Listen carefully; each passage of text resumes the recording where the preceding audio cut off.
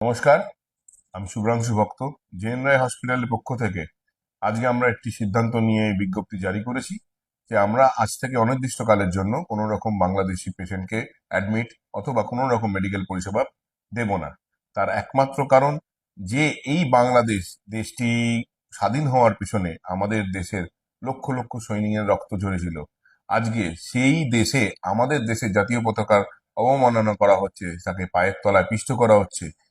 অতএব তাদের সাথে আমাদের এই আর ভাব ভালোবাসা আপাতত দেখানোর কোনো দরকার নেই আপাতত। ভবিষ্যতে এবং আমি এটাও চাইবো যে এই আমাদের এই হসপিটাল ফিল্ডে যারা যারা রয়েছেন সবারই এই সিদ্ধান্ত নেওয়া উচিত।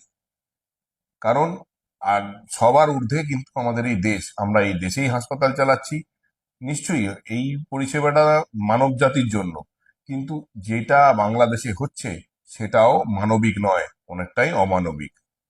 তো সেই তারা যখন যেখানে এই অনৈতিক পরিস্থিতি, সেখানে দাঁড়িয়ে তাদেরকে আমাদের এই পরিষেবা দেওয়ার কোনো দরকার নেই, এটা আমাদের মনে হয়েছে।